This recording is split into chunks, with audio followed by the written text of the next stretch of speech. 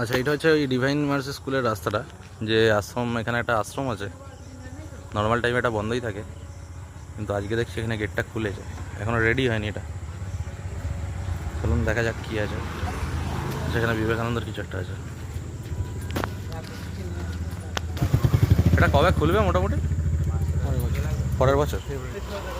আচ্ছা, পরের বছর ফেব্রুয়ারিতে এটা খুলবে। যখন খুলবে তখন আমি একটা ভালো পুরো কমপ্লিট ভিডিও বানাবো।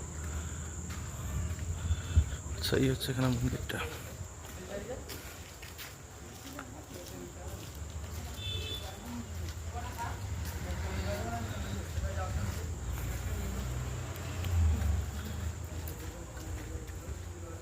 এটা এখনও কিন্তু ওপেনিং হয়নি, হ্যাঁ, পরের বছর ওপেনিং হবে।